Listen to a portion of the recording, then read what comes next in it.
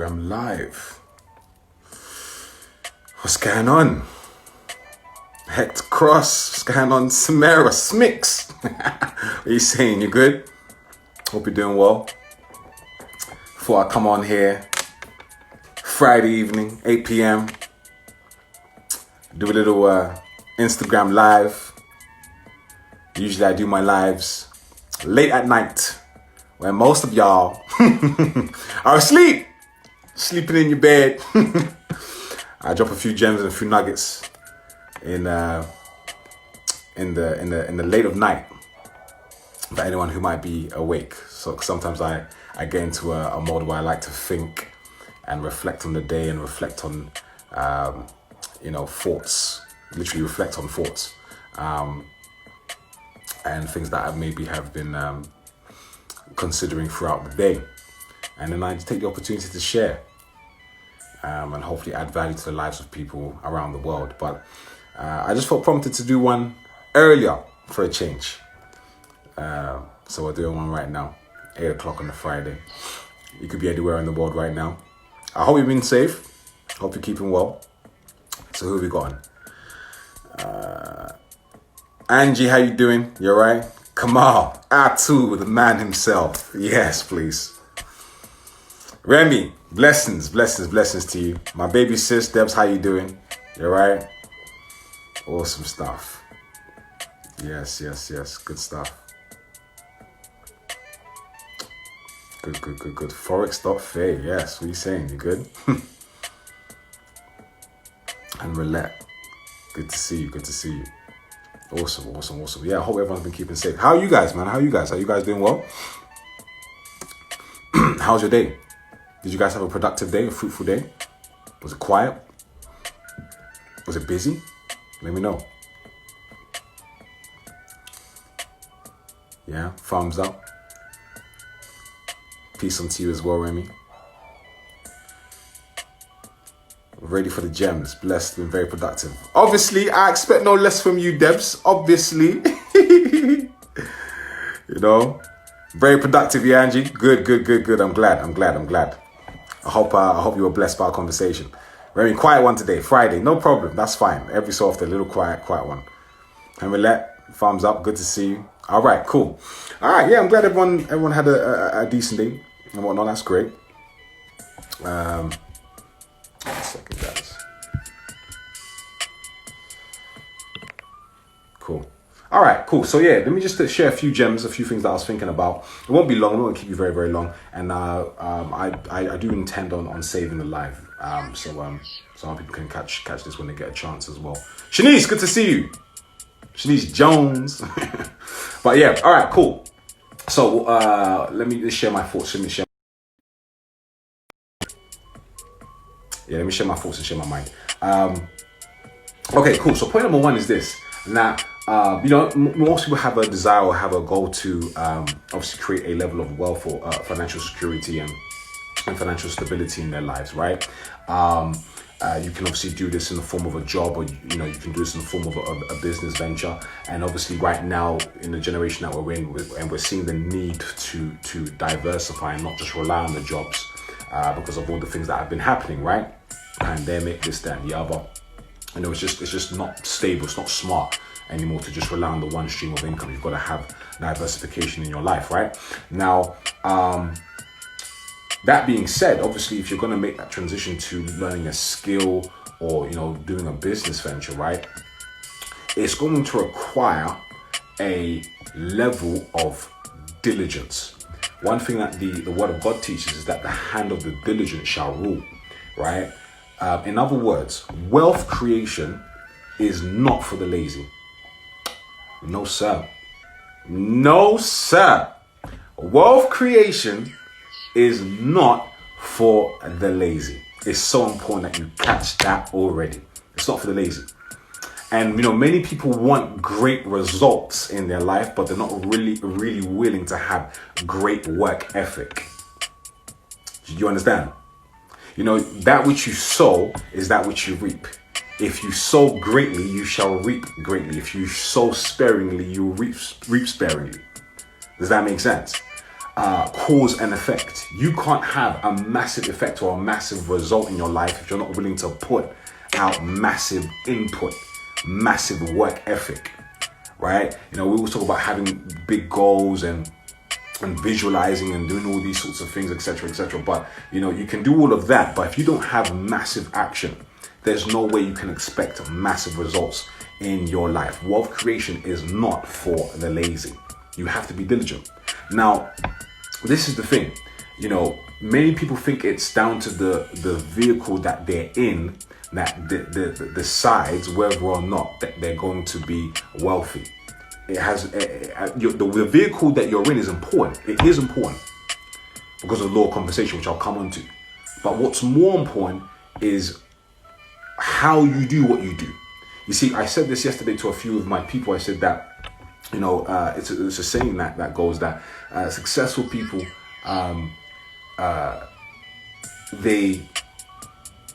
they do certain things in a certain way, right? It's not just simply down to the things that you do, but it's down to doing certain things in a certain way, doing things with diligence, doing things with a consistency, doing things with integrity, doing things with a pleasing personality. All of these things will constitute whether or not you're going to make it, right? So successful people do certain things in a certain way, and laziness is just not an option if you have any intentions of being able to create the type of wealth that you want to create in your life and in your lifetime, and to pass on to your future legacy. And sometimes, especially, as believers, we think we can substitute being lazy for prayer. Yeah, God is a God who works. You don't know that in creation he was working, and then on the seventh day he rested. So if God works, what makes you think you should not?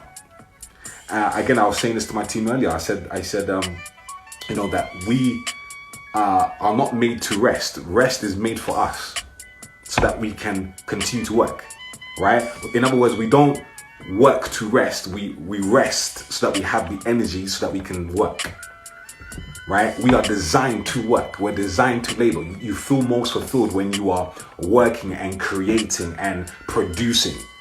Part of the creational mandate of humanity was to work. First command, be fruitful, right? Most of us think that it's a case of, just produce children. No, it's actually create, right? Be like your Father in heaven and create, produce, bring something forth, right? And so if you look inside of yourself, you look at the gifts, the talents, the abilities that you have, right? This mind that has been given to you, right? The mind, so powerful, right? Where you can imagine, right? Bob Proctor said that imagination is the greatest nation of all time, right? Because in order for anything to really be created, it must be first created in the mind. You must first imagine. You must first come up with thoughts and ideas, right? And that's what we're supposed to do. We're supposed to create. We find fulfillment when we're creating, when we're producing, when we're working. And this is why it's also so important to do work that is fulfilling. Hello, somebody. It's so important to do work that is fulfilling. Ecclesiastes talks about the fact that there is nothing better than for a man to enjoy his labor. This too is a gift from God. It's from the hand of God. So if you're not enjoying what you're doing, it's a big problem, because work constitutes a massive part of your life. On average, we get how long? 70 years on average, right? Some will get way less, some will get a little less, some will get way more. But if I always said to myself, if I'm gonna have to work hard on anything, surely it makes sense to work hard on something that brings me the most bang for my buck and gives me a level of fulfillment. And if you ask most people, what would you do if money was not an issue? Ask them. Somebody please. Right? Ask them, what would you do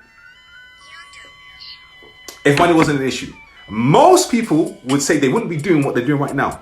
If you still have to work and money wasn't an issue, would you be doing what you're doing right now? Most people would say they wouldn't be doing what they're doing right now, which in my mind means you're living to pay bills.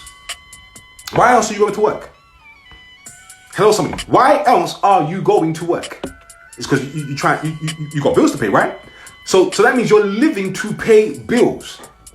Life is more than just paying bills. Life is made for more than just to pay bills and then depart. No. Right? There's purpose to our existence. Right? There are reasons as to why we've been put on here. Okay? Part of those reasons are going to be down to, again, these giftings and abilities that have been placed upon the inside of you. For you to nurture, for you to mature, so that you can produce something that is valuable not only to yourself, but valuable to society, valuable to the world in which you live in. We're created to serve. Hello, somebody. We're created to serve. You find that in your service, right, to many, there is greatness. Again, Jesus talks about that. Whoever wants to become great among you must be a person serving. Now, of course, you've got context to that, etc., etc. But just the principle of excellence and abundance is the fact that if you serve in a great way, you will experience great results. You can experience great abundance. It's so important you understand this. Service is also the seed to money. Service is the seed to money. If your service is whack, you ain't getting no money, right? Think about a company that has served you in a whack way, in a rubbish way. You don't have to expose them. You know what I'm saying? You don't have to expose them. Obviously, that's up to you, innit? But just think about it. You know, when you feel a rubbish service, useless. Oh, this place is useless, right? You get annoyed. And you're saying, I'm never going back here again. They've lost out on money. Because they didn't operate with that seed of service. And you think about a place that has served you in a great way. Right? Listen, take my money. I'm coming back again. I'm going to bring more people, right? Word of mouth now. You see what I'm saying? And see, we all do word of mouth. Some of you be criticizing. Nonsense, right? But service is the seed of money. So, and we're created to do that. We're most fulfilled when we do that. So it's important that we continually be doing that. Does that make sense? So we have to serve. We have to work, right? We have to work. And we have to be diligent in our work. And, again, the scripture talks about the fact that you see a person who's skilled in their labor. They're not going to work for ordinary people. They're going to come before kings and queens. They're going to work for or in high upper echelon areas in life and in culture, because they're diligent in their work. You see what I'm saying? It's not just about I got favor. No. Listen, there's a science to favor. I'm not gonna open that today. No, we ain't got time for that. We'll come on to that maybe another day. The science to favor, right? But you got people who are obeying these principles, whether or not they even know the Lord, right? And then you find them prospering on this earth. Now they might not know the person of the Lord yet. You see what I'm saying? And there's consequences to not knowing. So that's the most important thing, right? For eternity's sake. But nevertheless, there are his principles. And so some people, of course, they know the person, but they don't want to work with the principles, and then you find them struggling. Does that make sense? I hope you're listening. I hope this is making sense, right? So yes, we got to be diligent in applying the principles. We got to be diligent in our work. Wealth is not for the lazy. You can't substitute hard work for prayer. No. God works, and God is a hard worker. God is diligent. You have to work, right? Now, again, as I said, regardless of whatever vehicle you find yourself in, it's going to take work, and you have to show up day in and day out. It's day in, day out. You look at anyone who's operating at a high level of performance, business, athletics, right? They show up every day without fail, without excuses, whether they feel like it or they don't feel like it. They show up, right? They have a vision. They have an end goal in sight as to what they want to accomplish with their life. And they show up. Ask yourself this: are you willing to show up? Part of your success is down for you to just show up. Day in. You feel like it, you don't feel like it. Show up. Motivated, not motivated. Show up. You have to show up. Right? Now, you think about this, and this is also another reason why I said, let me do this today at this time. Because what do most people do? I'm trying to help you here. You know what I'm saying? Some of you call this Gems with Jason, right? I'm trying to help you. This is a key thing. If you just look at the masses, right? Because again, I listen to people who have got results. Oh, that's another story. We could do that another day as well. Listening, right? Ooh. But I listen to people who have results. If you don't have results, I don't hear you, right? I said that on my stories the other day. But I listen to people who got results and the things that they mentor me with. And one thing that these individuals, they say, you read, you listen, you watch, you observe, is observe the masses and do the opposite. What are most people doing on a Friday? Type in the chat box for me. You tell me. What do most people love to do on a Friday? Most people. Now, am I saying anything is wrong with the stuff that you're going to mention? No, not at all. I'm just trying to make a point. What do most people like to do on a Friday? Talk to me, guys. What do most people love to do on a Friday? Type in the chat box for me. Talk back to me, guys. I need some feedback.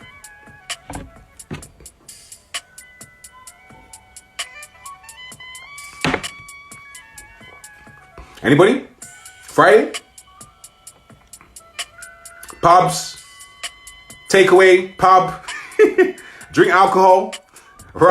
Raving? All right, cool. All right. Yeah, we've got a few different options there. Party. Got you. Okay, cool. Now, I'm not necessarily coming against any of these things here. You know what I'm saying? Not necessarily speaking bad against any of these things right here that you're mentioning. But again, the people that I listen to, they say observe the masses and do the opposite. So most people are willing to do these things on a Friday. How could you get an upper edge, an additional edge, by instead of you doing these things, you sacrifice these things, maybe even for a season of time, so that you can be more productive and do more work.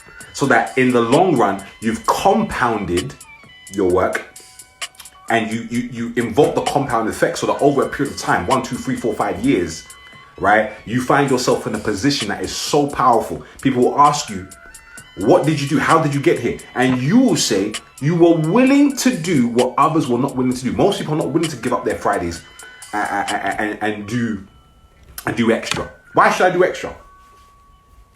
Why would I do that? And I heard this wonderful saying that the person who does more than what they are paid for will eventually be paid for more than what they do. I'll say that again. The person who does more than what they are paid for will eventually be paid more than what they do. Does that make sense? Do extra. Go above and beyond. Do extra. Right? Do extra. Do more. So Friday, everyone wants to chill, wants to come down. I'm saying, no, I'm going to go extra because I see a vision of what I want to accomplish. I'm going to do more. Right? Are we saying that we shouldn't rest, enjoy ourselves? No, I didn't say that. No, you time block. You do what you need to do when you need to do it. But I'm just saying, you know if you're going all out. You know if you're showing up. You know if you're doing above and beyond. You have to be real with yourself. Does that make sense? Yeah? So yeah, again, regardless of the process, regardless of the vehicle, should I say, you have to show up. You have to show up. You know, some people just don't want to show up. They think that being successful in an endeavor is supposed to be easy. Who told you? Who lied to you? Right? You know, it's supposed to be a challenge. It's supposed, again, accomplishing goals is supposed to cause you to grow. And there's fun in that. Because you become a different type of person, a different caliber of individual. Does that make sense? And so there's fun in that. And you have to trust the process. Show up, as I said, a day in, day out. And you know what? A big reason of failure and not achieving goals, people get, listen closely, people get bored with the mundane requirements of success in their field, in their business, or whatever it is, their venture, their skill set. You get bored. Hello, somebody. They get bored. You see, not every aspect is gonna be something that you're super passionate about, or something that's super fulfilling, right? The overall thing that you're working on may provide you a level of fulfillment, but there'll be little elements here and there. You're like, oh, can I really be bothered to do this bit over here and whatnot? And it's necessary. It's part of the package. You gotta be willing to take on the whole package. These mundane things that you have to do every single day. Are you willing to pay the price? Right? And so you get bored. You get bored, you stop, and then that's why the success stops. Because you got bored. You thought it was supposed to just be plain sailing. You didn't want to show up. You didn't want to pay the price. Right? You didn't want to be like these athletes. Again, the athletes has to what? They shoot, they run, they jump, whatever it is. What is it that you do? You have to do the same thing every single day. You have to show up. Does that make sense? So yeah, it's important that we understand these concepts, man. We have to show up. That wealth is not for the lazy. Right? I'm tempted to drop some more, but you know, I think I'll save it for another live. I'll save it for another live. Right? But yeah, wealth is not for the lazy. Wealth is not for the lazy. Regardless of the vehicle that you find yourself in, you've got to show up. You've got to be diligent. Hand of the diligent makes rich. Trust the process. Show up every single day. A reason for failure is we get bored of the mundane requirements necessary for success and observe the masses and do the opposite. Go above and beyond. Do extra. Does that make sense? Yeah. Has this been a blessing? I hope this has helped you guys. Right? I hope this has helped you. I hope you've taken a few gems from this. Short live.